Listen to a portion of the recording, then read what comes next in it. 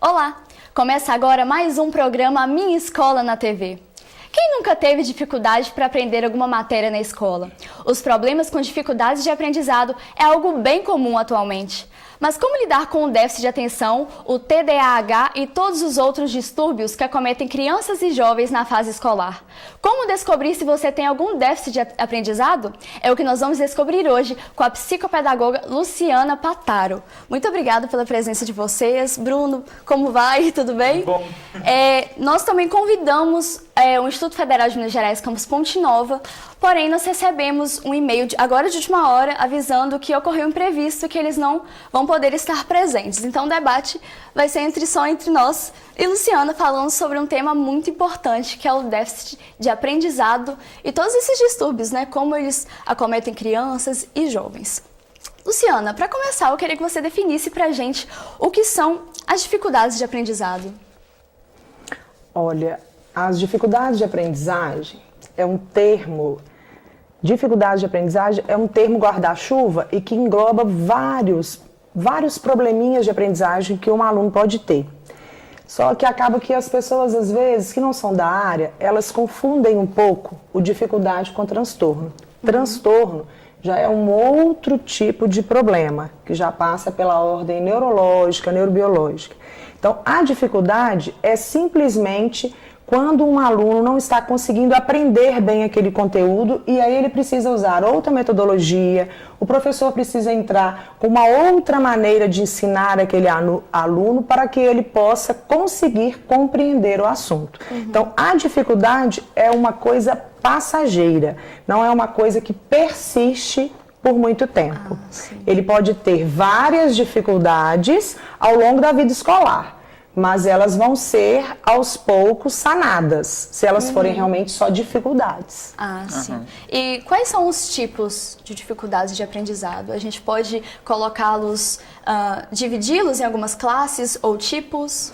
Geralmente, a gente percebe que há uma divisão bem clara entre o que é dificuldade relacionada à leitura e compreensão e a dificuldade relacionada ao raciocínio lógico, matemático. Né? Então tem essas duas vertentes aí que são bem distintas uma da outra. Mas dentro da área de leitura, a gente tem também as dificuldades com a ortografia, que são aqueles alunos que têm muitas dificuldades em escrever as palavras corretamente. Né? E dentro da área do raciocínio lógico, da área da matemática, tem alunos que têm muita dificuldade em interpretar o conteúdo matemático, mas conseguem calcular bem.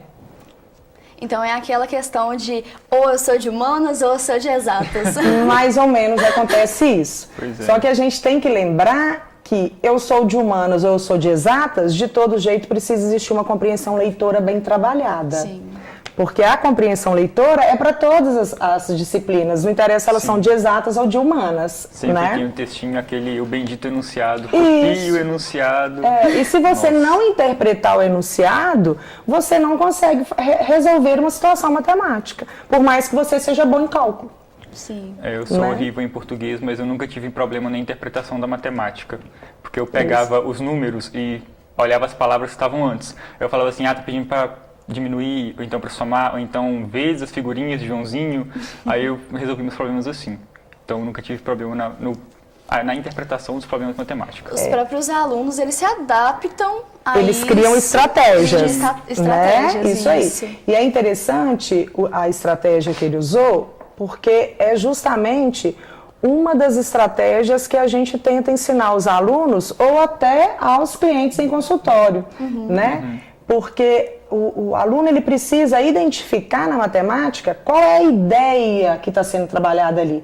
É a ideia da adição, é a ideia da subtração, é a ideia da divisão, é a ideia da multiplicação, porque através da percepção, da compreensão dele dessa ideia, ele vai dirigir o seu cálculo e a resolução daquele exercício. Então, quando você fala que ficava atento às palavrinhas que vinham antes dos números, possivelmente você ficava atento às palavras que te davam a noção de qual ideia tinha que ser aplicada ali, de qual ideia matemática que era necessário para resolver exercício. Sim, tinha enunciado grande que na hora que eu acabava de ler eu não sabia mais nada que estava pedindo. Aí eu tinha que ler de novo. Aí a gente já tem que conversar de outra coisa, porque aí a gente já tem que conversar de foco, de nós manter... já temos que falar isso durante o programa. Isso aí, manter essas informações aí na memória de trabalho. Aí Com certeza. Ao longo do programa a gente vai chegar lá. E quais que são as dificuldades ou os transtornos mais comuns que aparecem assim na vida escolar? Isso. Dificuldades, né? A gente comentou agora essa relação que a gente vê bem distinta aí. De um lado, as dificuldades com a leitura, com a compreensão, né? Tem muitos alunos, as crianças, por exemplo, que é a faixa etária que eu mais atuo dentro da escola, a gente vê muita dificuldade com a leitura oral fluente, porque se eu leio fluentemente, a minha compreensão é muito melhor, né? Ela é facilitada.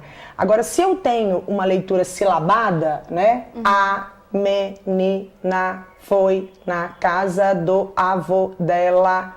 Na hora que eu termino de ler a frase, eu já esqueci o início, porque é muito demorado e o meu cérebro ele não dá conta de ficar esperando esse tempo todo. Então, quando há essa leitura silabada, a dificuldade com a compreensão fica maior. Então, pode falar. A gente já falou dessas dificuldades aí que a gente percebe que são bem distintas na área da leitura, da escrita, né? E na área do raciocínio lógico. Agora, os transtornos, que aí já é uma outra história, né? Os transtornos, eles são problemas persistentes de aprendizagem e que muitas vezes, mesmo sendo aplicadas novas técnicas, nova metodologia de estudo, o professor ensinando estratégias diferentes, trabalhando de uma maneira diferente com aquele aluno, mesmo assim ele não consegue compreender. Que aí os transtornos mais comuns que a gente vê são a dislexia e a descalculia, né? A dislexia ligada à área do português, da leitura e da escrita, e a descalculia na área da matemática. Eu acho legal a gente fazer um parênteses aqui. A Luciana Patara, ela é coordenadora pedagógica do Colégio Montessori, Fundamental 1. Então, Fundamental 1. Trabalha mais com as crianças que estão em fase de aprendizado na leitura, né? Sim, o primeiro ao quinto ano, né? O primeiro ano onde eles estão dando um início e um reforço muito grande na alfabetização, né? Porque hoje a gente já inicia a alfabetização na educação infantil. Porém, a gente gosta muito de ressaltar que é uma alfabetização muito lúdica, muito na brincadeira. Nada que tire dessa criança da educação infantil o prazer que ela precisa ter de aprender brincando. A parte sensório-motora, a parte de psicomotricidade, a parte de interação social. Então, isso não é tirado de nenhuma maneira. As letrinhas e os números, eles começam a aparecer, mesmo de uma maneira bem lúdica, eles começam a aprender, a ter essa noção. No primeiro ano é que vem mesmo a alfabetização, trabalhando todas as famílias, todas as letrinhas, e aí eles já leem frases grandes, textinhos. No final do primeiro ano, as nossas turmas já saem produzindo pequenos textinhos. Mas é tudo feito de maneira muito leve, muito gradativa, acompanhando com muita tranquilidade os meninos, para eles não sentirem um peso e nem ficarem, né, com medo daquilo, de ser uma coisa pesada. Então, assim, é feito de uma maneira muito tranquila. De forma que eles sintam prazer também Sintam estar fazendo prazer, aquilo, justamente. De ir pra escola, isso é muito importante. de brincar com os coleguinhas, de aprender a ler.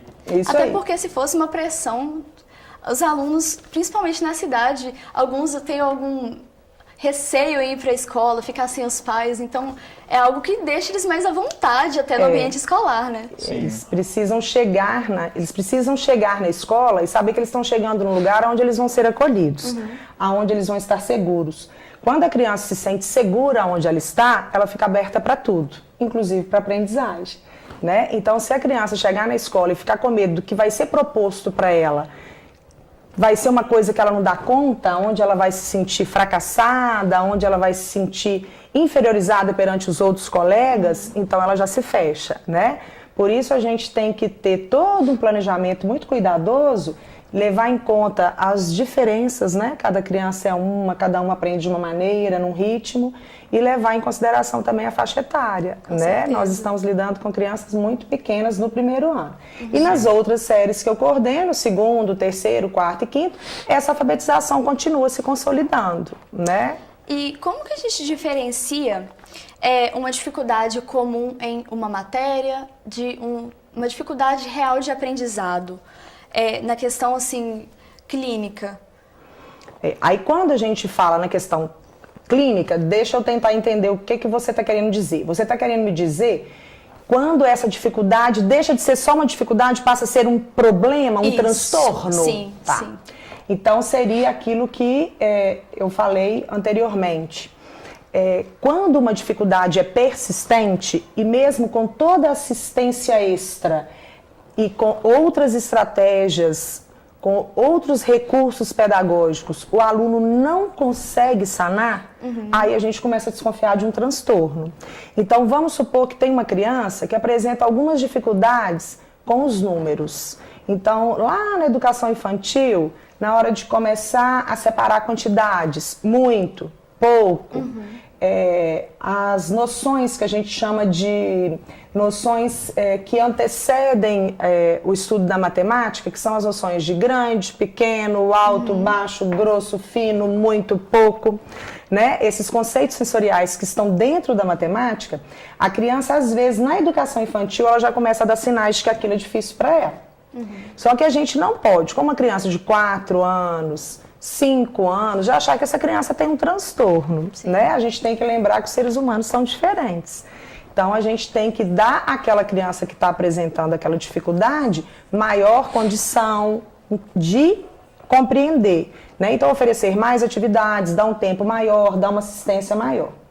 Passado para o primeiro ano, aquela dificuldade persistindo, você vai continuar intervindo, pedir à família em casa para também reforçar esse estudo, né? No caso do exemplo que eu estou dando aí dos conceitos matemáticos. Então, a família também costuma intervir e ajudar muito a aprendizagem do filho.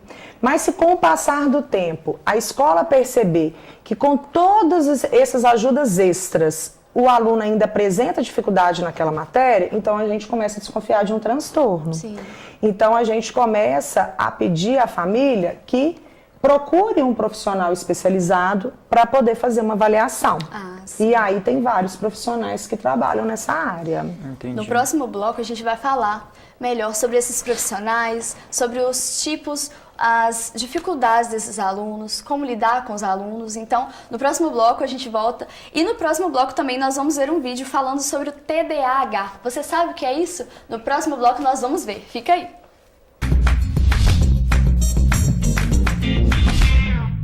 Voltamos com o programa Minha Escola na TV, hoje com a Luciana Potaro, que é coordenadora pedagógica do Colégio Montessori e também psicopedagoga, está aqui para falar conosco sobre os problemas de aprendizagem na fase escolar, como que ocorrem, quais são as características, né, dos alunos que possuem esse problema. E também estamos sem nenhuma escola hoje, porque nós convidamos o IFMG Campus Ponte Nova, porém ocorreu um imprevisto, eles não puderam estar presentes. Luciana, voltando ao nosso bloco anterior, nós estávamos falando sobre as dificuldades das crianças, como descobrir se é realmente um problema clínico ou só a dificuldade na matéria, algo que é mais simples.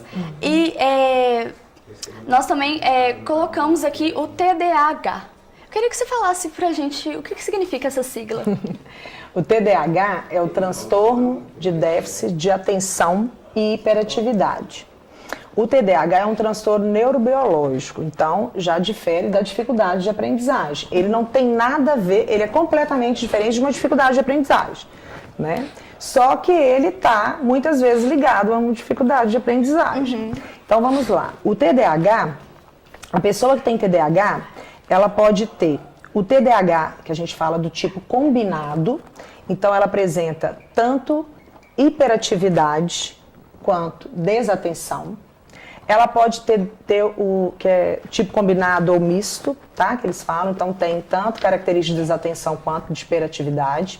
Ela pode ter o TDAH com predomínio de desatenção, então ser uma pessoa que tem dificuldade em manter a atenção, mas não tem traços de hiperatividade, ou pode ser uma pessoa que tem o TDAH somente com predomínio de hiperatividade e poucos problemas de desatenção. A hiperatividade costuma trazer traços de desatenção, porque se a pessoa é agitada demais, ela não consegue focar bem, ela tem em algum momento, né, essa desatenção. Porém, os hiperativos, aquilo que chama a atenção deles, eles focam, e muito.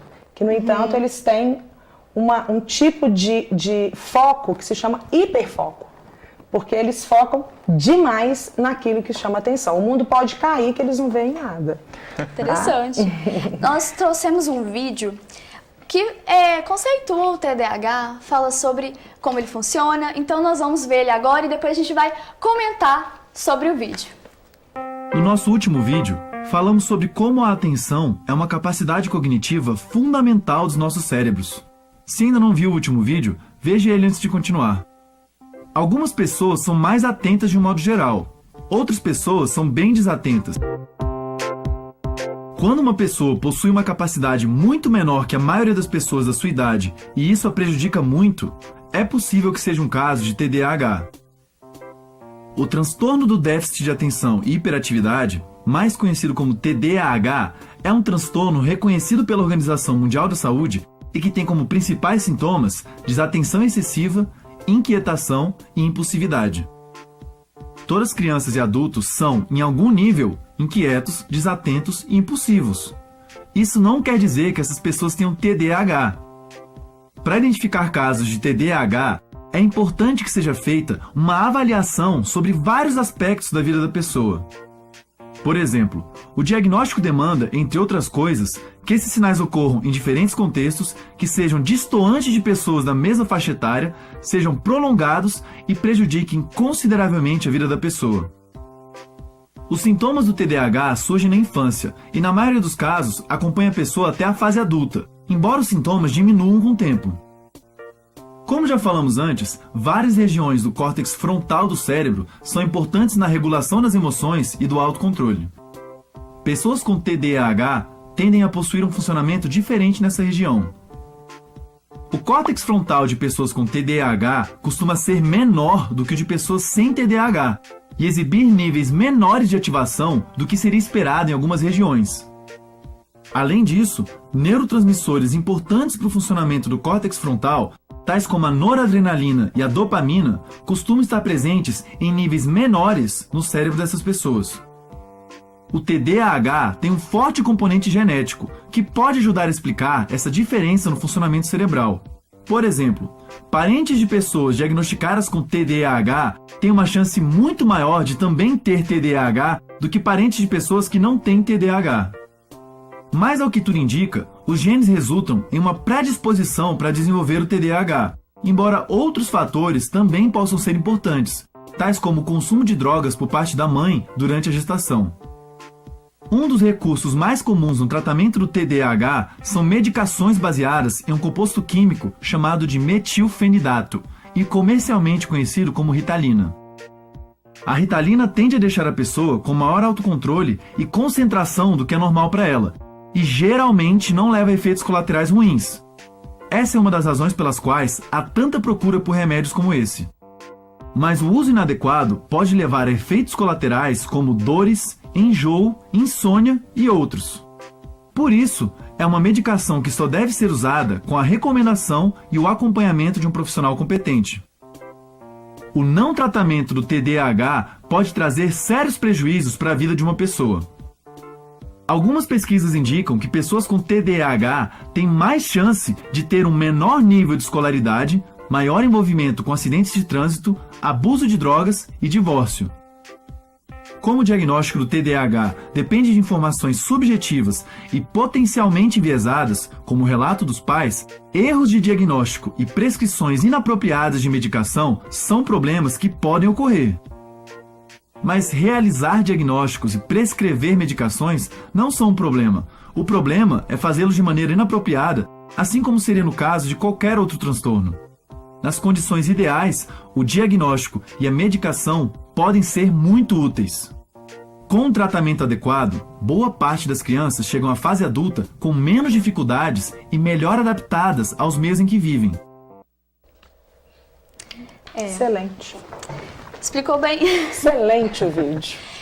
Então quer dizer que é algo a nível cerebral mesmo, né? A nível cerebral, né? O TDAH, as pessoas que têm o TDAH, elas têm a dificuldade nas funções executivas, que é a capacidade do ser humano de receber a informação, selecionar, separar. Eu recebi uma informação, um comando do professor na sala de aula, por exemplo. Então, eu tenho que guardar essa informação que ele me deu para eu conseguir executar o que ele pediu e dar uma resposta. Então, um aluno que tem TDAH, rapidinho o professor falou, está todo mundo fazendo. O aluno que tem TDAH, ele esquece o que o professor pediu. Então, ele começa a fazer e esquece o comando. Por quê? Porque ele não mantém essa informação na memória de trabalho. Ele não consegue manter essa informação, manipular essa informação para poder executar essa ação. Muitas vezes ele se perde, ele esquece, ou essa informação nem entra porque ele estava desatento, né? Então, dificulta muito a aprendizagem, o TDAH não tratado. E também tem a ver com a genética, então? Tem a ver com a genética, tem a ver com a hereditariedade. Muitas vezes, quando a gente recebe em consultório uma criança TDAH ou com desconfiança de que seja, para fazer avaliação, na entrevista inicial com a família, quando você começa a perguntar como foi a vida estudantil do pai, da mãe, como eles eram enquanto alunos, enquanto crianças, você começa a perceber no relato dos pais que eles também tiveram problemas na escola. Só que muitas vezes esses pais estudaram numa época que isso não era muito estudado, não era muito olhado, não era muito difundido, porque o TDAH ele já é estudado há mais de 50 anos. Então, ele não era ainda difundido, essas informações ainda não tinham chegado pra gente, né? Então, agora, com toda a disseminação aí da história do TDAH, tá mais fácil dessas pessoas receberem um diagnóstico, né? Um diagnóstico correto e um tratamento adequado. Né? Até hoje mesmo, né? Com toda a informação, a internet ainda há bastante confusões nessa questão, né? Ainda há desinformação, né? Por mais, é até estranho a gente falar, né? Com tanto acesso à informação que se tem hoje, né? De maneira tão fácil, mas ainda há muita falta de informação e há muita também confusão na interpretação do que é o TDAH, de como tratar, o medicamento, quando medicar, por que foi medicado, se o medicamento vai trazer benefício ou só vai trazer efeito colateral. Então, há até um certo preconceito com o TDAH e principalmente com a Ritalina, né? A Ritalina, ela ficou com o nome assim de bruxa-má, né? Só que o que eu costumo falar com os pais que me procuram é o seguinte: como todo problema de saúde, que bom que apareceu, né, o medicamento para poder tratar, para poder ajudar, né, com os sintomas. E a Ritalina, que é o nome comercial, o princípio ativo, na verdade, como o vídeo falou, é o metilfenidato. O metilfenidato, ele é um medicamento que, quando bem empregado, quando bem administrado, ele vai trazer muito mais benefícios do que perdas, né? Todo medicamento é uma droga, né? A gente sabe disso. E o melhor é não precisar tomar. Agora, coloca na balança, né? O que é melhor? É ter todos os sintomas que eu estou tendo ou tomar o medicamento e me sentir melhor e ter mais sucesso na minha vida escolar, me sentir menos fracassado e com isso estar mais motivado e feliz para aprender, né? E o TDAH, como é algo a nível cerebral, com o tratamento, esse tratamento com medicamento, ele persiste a vida toda do indivíduo ou é só um tratamento que depois vai acabar e a pessoa vai ser considerada curada, vamos dizer assim? Esse negócio do curar o TDAH, a gente, quando você vai estudar, começa a ler, a gente acha aí algumas opiniões divergentes, contrárias, né? Alguns estudiosos, alguns autores já falam de cura, outros não, tá? Falam de controles e de aprender a lidar com as suas características, tá? Enquanto portadora do transtorno. Então, o que a gente vê na prática é o seguinte: uma criança que tem TDAH, quando ela recebe os acompanhamentos que ela necessita, seja medicamentoso ou não, tá? Que tem crianças que às vezes não chegam a tomar o medicamento, mas recebem outros tipos de tratamento. Terapia psicológica, terapia ocupacional, né, com as TOs, atividade física. Uma escola que entenda essa característica da criança e que procure dar a ela a assistência que ela precisa na aprendizagem. Sim. À medida que essa criança vai se tornando adulto, né, um adolescente, um adulto, ela vai aprendendo a criar estratégias para lidar com ela mesma. O que a gente falou no começo do programa, Com né? as Essa questão de características. criar Os truques as que a gente próprias usa. estratégias, né? Entendeu? Uhum. Então, através da terapia psicológica, né, as sessões de psicoterapia com o psicólogo ou com o terapeuta ocupacional, tem crianças que fazem fisioterapia por algum motivo, atividade física, com as psicopedagogas também, né, no consultório, as sessões de psicopedagogia, onde vão aprender diversas estratégias de como estudar, de como ter mais atenção para fazer a atividade. À medida que vai crescendo, eles vão aprendendo a lidar com aquelas características que eles têm, porque a maturidade traz também ajuda. essa condição. Sem dúvida. Né? Então, há aí como se fosse assim, mas agora ele não tem TDAH mais, né? Ele é portador do transtorno, só que hoje ele tem um TDAH Conseguiu tratado. uma estabilidade, Isso, né? Sem dúvida. Se Isso aí. acostumou. No próximo bloco, nós vamos continuar falando sobre o TDAH, sobre outras dificuldades de aprendizado. Já já a gente volta com muito mais Minha Escola da TV.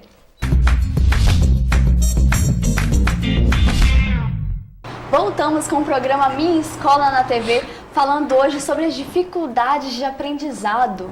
Será que você já pensou se você tem alguma dificuldade de aprendizado? Você já passou por isso? É o que nós estamos conversando hoje com a Luciana Pataro, que é psicopedagoga e coordenadora pedagógica do Colégio Montessori. Trabalha com Fundamental 1, né? Crianças até a sua pré-adolescência. Isso aí. Muito obrigada mais uma vez pela presença. É um prazer.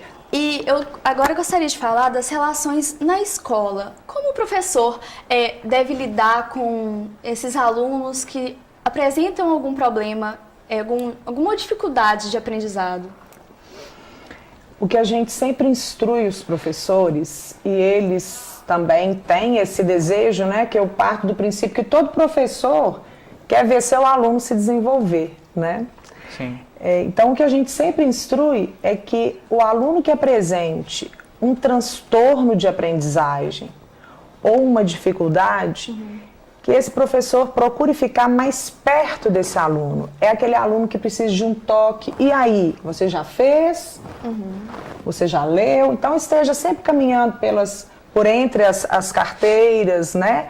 Procure trazer esse aluno mais para frente na sala de aula, chamá-lo à participação, porque se for um aluno que tem dificuldade de concentração, por mais que você ache que ele esteja quietinho, quando é uma criança, por exemplo, que não tem TDAH, mas é uma criança com características de desatenção, se você não chamá-lo, ele possivelmente vai passar ali 10, 15, 20 minutos voando e você não vai perceber. Até porque na sala de aula isso não é fácil para o professor. Sim. Porque ele não tem só um tipo de necessidade, Com né? certeza. Então ele tem o desatento, ele tem o levado, né? Que é aquele que cutuca Sempre um, tem cutuca algum. outro, né?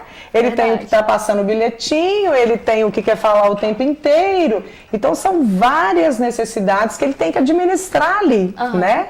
Mas basicamente, para as crianças que apresentam alguma dificuldade de aprendizagem, é chamá-la à participação, motivá-la, evitar expor essa criança em situações de constrangimento. Se é uma criança que você sabe que tem dificuldade com a leitura, evite chamá-la à frente para ler se você sentir que ela não está segura para isso, porque isso é fator de frustração e de até uma certa repulsa com aquela atividade, né? Então, se a criança tem dificuldade com a leitura, se sente tímida e insegura com aquilo e você força, a criança vai cada vez se fechar retrai. mais, né? Então ela precisa ter um contato mais próximo com o professor. Mais próximo com o professor, um contato de confiança com o professor, saber que aquele professor não vai colocá-la em uma situação onde ela vai se sentir constrangida, onde ela vai se sentir rebaixada perante os outros, né? Pelo contrário, o aluno com dificuldade de aprendizagem é aquele aluno que você tem que procurar um mínimo detalhe para poder puxar a autoestima dele, elevar a autoestima dele, né? Então, assim, uma letra bonita que ele fez aquele dia já é um fator que você pode usar perante toda a sala. Olha, gente, como o Joãozinho tá com uma letra linda. Parabéns, Joãozinho. Eu sabia que você ia fazer uma letra bonita, porque aquilo ali fortalece, né, a noção de que eu sou capaz, eu posso, eu também sou admirado pelo meu professor como os outros colegas. Até faz com que o aluno se sinta mais confortável também perante Com certeza, porque uma coisa que a gente precisa trabalhar muito em sala de aula é a aceitação e o respeito à diversidade, né? Porque não adianta a gente ter essa noção enquanto adulto, mas não passar isso para a criança. A criança tem que crescer com essa noção. Então, por exemplo, agora há pouco eu entrei numa sala de 5º ano, fui conversar com eles sobre determinado assunto, e uma criança falou assim, mas a minha produção de texto não ficou legal. Eu falei, mas não tem problema a sua produção de texto não ficar legal. O que a gente quer, eu quero, a professora de português quer, é que você se mostre interessado em aprender a fazer uma legal. O professor está aqui à disposição para te ajudar, os colegas estão aqui à disposição para ajudar.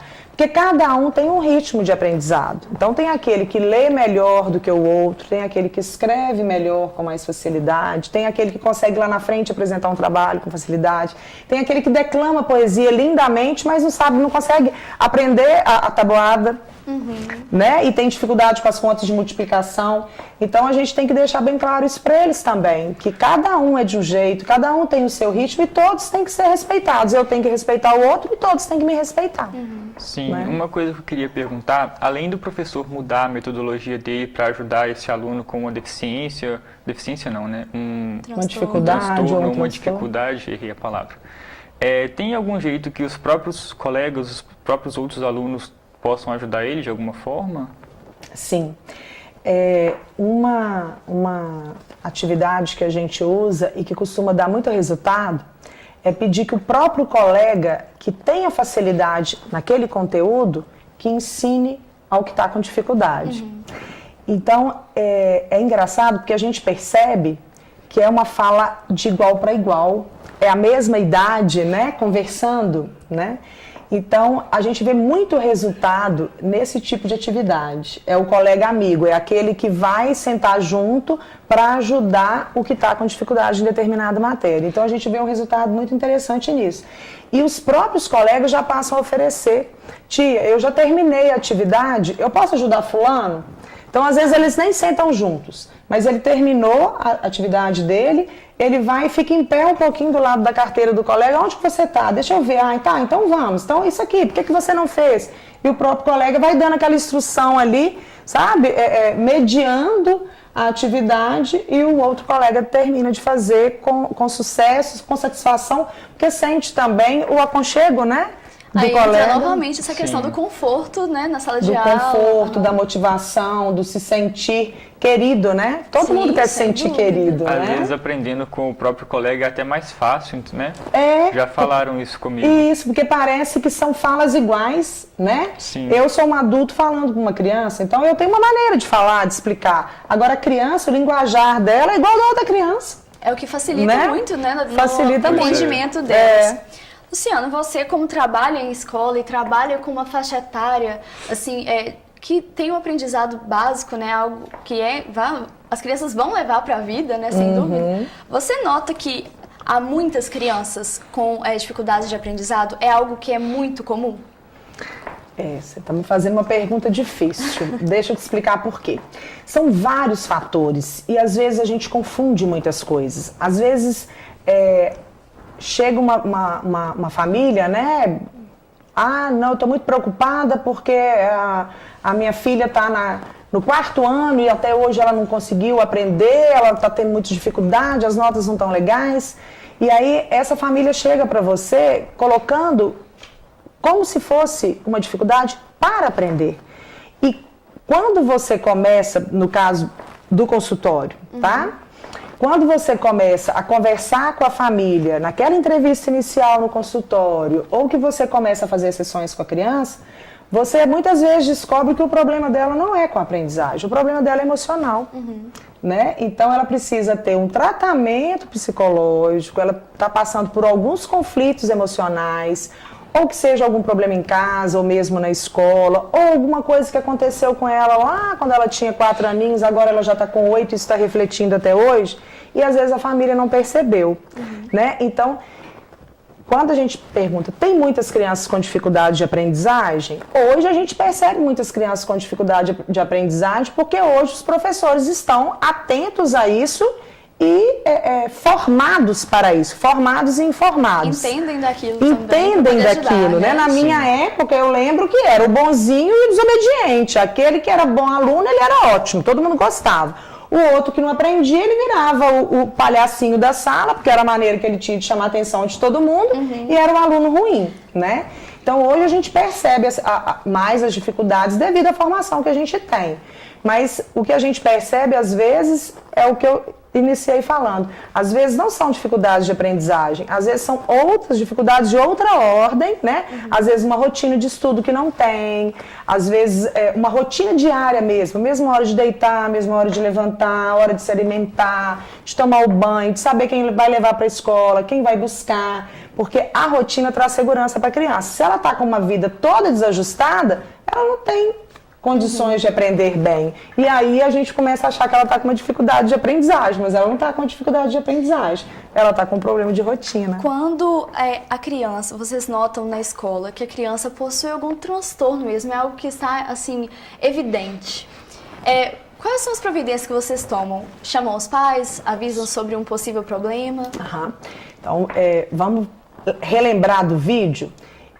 Eu gostaria só de relembrar que o transtorno, para ser caracterizado como transtorno, a criança tem que ter um desempenho muito aquém ao esperado para a faixa etária e a escolaridade dela. Então, ela tem que estar muito diferente do que é esperado, tá? Então, a gente tem que ficar atento a isso.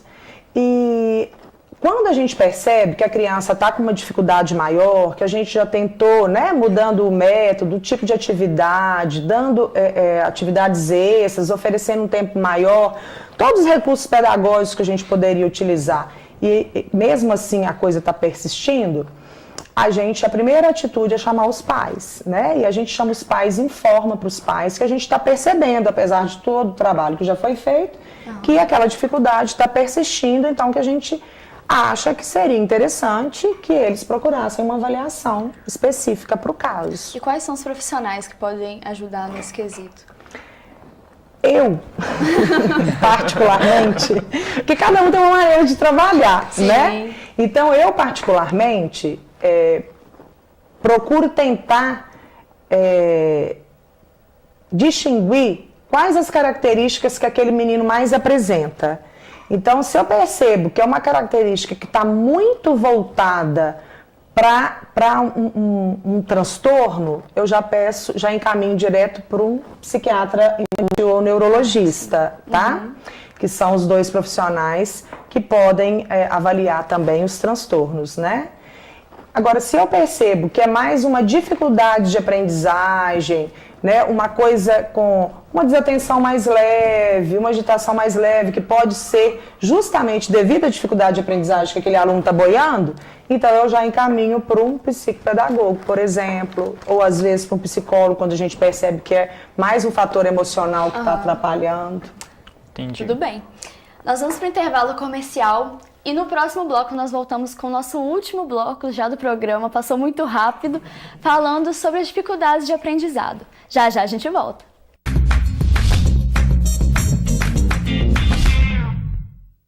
Voltamos com o programa Minha Escola na TV, hoje com Luciana Pataro, que é psicopedagoga, para falar pra gente sobre dificuldades de aprendizado, transtornos de aprendizado, déficit de aprendizado, né, Luciana? E aí, no último bloco, nós estávamos falando da relação com a família e a escola, como lidar com as crianças. E aí eu queria saber de você, com a sua experiência na escola, como que a maioria dos pais lidam com a notícia de que o filho pode ter algum déficit de aprendizado? Muitos pais, às vezes, eles próprios começam a nos procurar e já afoitos, não porque está com uma dificuldade de aprendizado, não porque ele deve ter algum problema, que eu vou levar para olhar, e às vezes a gente mesmo tem que acalmar esse pai e falar, não, pai, vamos primeiro, né, tentar de todas as maneiras que a gente pode, todas as estratégias pedagógicas, que isso pode ser só uma dificuldade passageira e tal. Então tem pais que são muito tranquilos, estão muito atentos e têm a aceitação. Outros que a gente às vezes precisa chamar, que a gente percebe que a coisa não está caminhando como deveria, e às vezes esses pais eles têm uma dificuldade para aceitar, porque é difícil, né? A gente que é pai, que é mãe, perceber que o filho não está indo bem. Então, às vezes, primeiramente, eles não gostam muito da notícia, ficam meio tristes com a gente. Então, quem está na função de coordenador igual eu, que tem que chamar, que tem que conversar, eu falo que dar notícia ruim é terrível, né? Então, a gente procura explicar, dar todo ali um aporte de referencial para eles poderem lerem mais sobre o assunto, se informarem melhor, porque quando você se informa, a coisa fica mais branda. Com certeza. Depois que você assiste um videozinho igual aquele sobre o TDAH, olha quanta coisa a gente não aprende ali. Sem né? dúvida. Então, muita coisa. E uma coisa que eu sempre falo com os pais, ou até com professores que eu assisto, dou supervisão, gente, procura fonte confiável para ler sobre o assunto. Porque um pai que está achando que o filho vai precisar tomar remédio, um pai que está achando que o filho vai ser diagnosticado, que está naquela época do surto de aceitação, se ele for ler de qualquer lugar, sem saber uma fonte confiável, for ler informações que saem no Facebook, comentários de pessoas que não entendem nada do assunto e estão lá falando, ele vai ficar louco. Com certeza. Né? Então, a gente sempre procura dar para eles sugestões de leituras para entender, às vezes conversar com outras pessoas que já passaram pelo mesmo problema com o filho, ou às vezes até um adulto que foi diagnosticado com o mesmo problema, para eles poderem se sentir mais tranquilos, confortáveis e conseguir entender a situação e procurar ajuda. E qual que é a idade mais comum dessas crianças apresentarem esses problemas?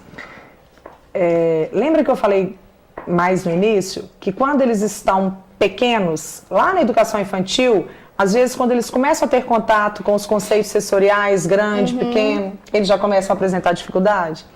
Às vezes uma criança, eu já tive uma criança que aos 4 anos, ela detestava tudo que fosse relacionado à letra. E mais tarde, bem mais tarde, lá pelo 4º ano, ela foi diagnosticada com dislexia, né? Mas como eu disse anteriormente, quando está pequenininho, a gente tem que ter muita cautela para pensar nessas coisas. Senão a gente vai sair dando diagnóstico aí, né? Diagnóstico, entre aspas, dando nome de transtorno, de dificuldade de estudo para todo mundo.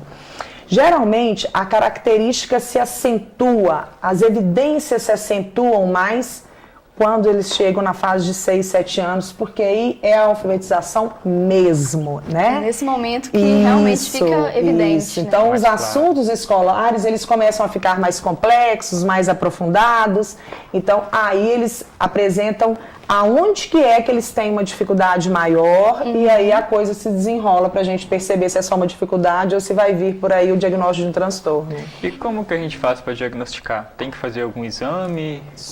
Exame, nós ainda não temos no Brasil.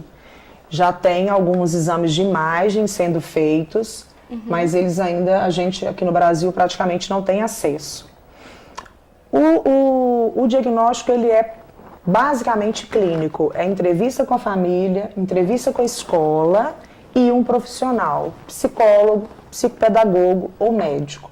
Até pouco tempo a gente ouvia falar, e ainda ouve, que só um profissional médico pode fechar um diagnóstico de transtorno de aprendizagem. A partir de 2016 isso foi derrubado, mas isso é pouco conhecido, pouco difundido. Então, a maioria das vezes, quem fecha um diagnóstico de transtorno de dificuldade é o médico. E por incrível que pareça, muitas vezes, um médico que não estuda sobre isso, né? Porque Então escola não é a área deles, bem complicado, né? Então, inclusive, quando a gente, os pais perguntam pra gente, mas aonde que eu vou levar? Em quem que eu vou levar? Procure um médico que trabalha com essa área, né? Procure informações que é especializado nisso. Pode até preocupar os próprios pais, né? Isso, que às vezes não tem tanto conhecimento sobre. E tem médicos que às vezes falam com os pais, olha, o seu filho não tem nada. Mas por quê? Porque ele fez exames de imagem, exames da ordem médica mesmo, enquanto físico, ele não tem nada, ele é saudável, ele não tem nada mesmo, ele é saudável. Só que da parte de aprendizagem, ele tem um transtorno, mas não tem como mensurar ali em exames. Então tem que ser um médico ligado a essa parte. E a gente tem muitos. Outros são muito claros e falam com os pais, olha, eu não trabalho com essa área, procura outra pessoa. É bem melhor do que acabar dando diagnóstico errado, Isso né? aí. Luciana, nosso programa já está quase terminando. Eu queria que você desse uma dica para quem às vezes tem dificuldade em alguma matéria, algo mais a nível de uma dificuldade mesmo de aprendizado. Quais são as dicas? Seria realmente adotar próprias técnicas de aprendizado? Eu acho que a melhor dica é querer, né? Querer, se dedicar, né? Porque as coisas não são, nada cai do céu para ninguém. Mesmo para aqueles alunos que têm muita facilidade de aprendizagem, se ele não tiver suas horas de estudo, de organizar ali a sua rotina escolar, de estudar, de ler, de fazer as atividades, para ele também não vai ser tão fácil, né? Então, o negócio é o querer e a dedicação. Agora, se você percebe que você não está conseguindo estudar de uma maneira que está te dando resultados mais efetivos, que você não está conseguindo ser preciso e produzir um estudo legal, eu acho que você deve procurar um profissional da área, né? Sim. Então é um psicopedagogo ou um professor particular que poderá te ensinar a melhor maneira de estudar tanto a parte da leitura, da interpretação, quanto dos cálculos, né, e da interpretação matemática. E é a mesma resposta para os pais, né? Quando os pais às vezes desconfiam dessa questão com os filhos, é legal procurar um profissional, não é? Acho que a primeira coisa que eles devem fazer é procurar a escola, né? Porque na escola eles podem trocar uma ideia, porque às vezes o que a criança apresenta em casa, ela não apresenta na escola. Então, escola e família podem juntas tentar entender o que está acontecendo. Então, até complementa e ajuda nesse mais diagnóstico cabeças, mais tarde. né? Mais cabeças pensam melhor. Bem melhor. Sem dúvida. Na escola ele pode ser observado, poder saber realmente Isso, né? Então, se o pai... está acontecendo e o que está acontecendo. Aí ele vai trazer informações de casa que vão se juntar às que a gente tem na escola e aí a gente pode entender melhor e achar um caminho ali para ajudá-lo. Facilita bastante, né? Isso, tanto para os pais quanto para os filhos. Sem dúvida. Então, nosso programa vai ficando por aqui. Eu queria que você fizesse uma consideração final. Queria que você dissesse sobre essa questão das dificuldades de aprendizado. É pouco difundido, não é? Você que trabalha nessa questão, às vezes vê muito sobre, porém, você nota que às vezes há uma falta de informação nessa questão? Informação tem. Às vezes tem poucas pessoas procurando essa informação, né? E às vezes tem também aquelas pessoas que não, igual eu disse, não procuram informação num local confiável, né? A gente tem que procurar informação em artigos científicos, aonde há pesquisa, né? E a gente tem muito desses materiais disponíveis aí. Se você não conhece, procura uma pessoa que é da área e pede dicas, né? Aonde que eu posso ler sobre isso, que é uma fonte legal e confiável? Então, eu acho que assim, o que mais atrapalha os alunos e as famílias de lidarem com esses problemas de aprendizagem, quando eles existem, é a informação. E muitas vezes uma informação equivocada, né? Não, porque a minha vizinha falou que deu esse remédio para o menino quase morreu, mas sua vizinha não é médica. Né? O seu menino não é o menino da vizinha, né? Então você tem que eleger pessoas para comentar o fato, pessoas que você vai ouvir e quem você vai confiar, porque senão você vai ficar louca. Se informar, né? E Se saber do que a gente está falando, né? Do que a gente está tratando. Se informar e procurar profissionais para te dar o suporte legal. Luciana, né? muito obrigada pela presença de você, muito prazer. obrigada pela presença. Muito obrigado. Esclareceu todas as nossas dúvidas. Eu espero que tenha esclarecido as de você de casa também. Espero que você tenha gostado. Bruno, muito obrigado mais uma vez pela sua companhia aqui comigo. Nosso programa vai ficando por aqui. Eu espero que você tenha gostado. Até semana que vem. Um beijo e até lá.